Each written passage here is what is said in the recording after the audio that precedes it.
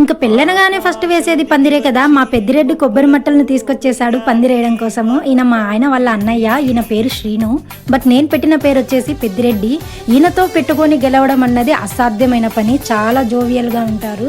ఇంక ఇక్కడ మా చిన్నత్తయ్య నాకు పందిరెళ్ళడం నేర్పిస్తుంది అనమాట. నాకు ఇలాంటివంటే చాలా ఇంట్రెస్ట్. మా ఫ్యామిలీలో షాపింగ్ అన్నా, డెకరేషన్ అన్నా, మేక్ ఓవర్ అన్నా ఫస్ట్ మనల్నే కాంటాక్ట్ అవుతారు. నా సెలెక్షన్స్ వాళ్ళకి చాలా బాగా నచ్చుతాయంట. ఇక్కడ మా బావ చూడండి, నువ్వు అల్లే అల్లటానికి పందిరి పడిపోతుందని ఇంకా ఈయనే మన పెళ్లి కూతురు ఫాదర్ తోరణాలు అల్లుతున్నాడు. కానీ ఇక్కడ మా పెళ్లి కూతురు మదర్ మాత్రం ఫోన్ చూసుకుంటూ చిల్ అవుతుంది. ఏంటి కొంచెమైనా టెన్షన్ లేదా అంటే, మీరంతా ఉన్నారు కదా నాకేంటి టెన్షన్ అంటే. మా అత్తయ్య మా చిన్నాడపడుచు మాత్రం రసం చేయడం కోసం టమాటోలతో పెద్ద కుస్తీ పడుతున్నారు. ఇక్కడ చూడండి, పిల్లలంతా కలిసి డీప్ ఇన్వెస్టిగేషన్ మొదలు పెట్టారు. అందరూ ఎవరికి తోచిన పని వాళ్ళు చేస్తూ ఇల్లంతా పెళ్లి పనుల్లో చాలా హడావిడితో మునిగిపోయింది.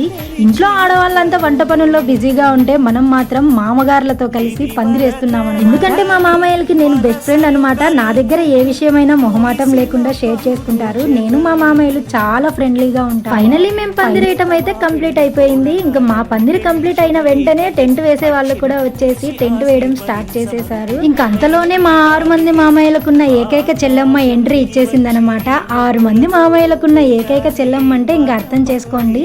ఇంకా మా మరుదులు, మా బావగారు ఆమెను ఎంత ఆట పట్టిస్తారు. ఈవిడే ఆ ఏకైక చెల్లెమ్మ, మా మంగా పిన్ని. ఏదైనా అవ్వనివ్వండి, నేనైతే తగ్గేదేలే అంటుంది.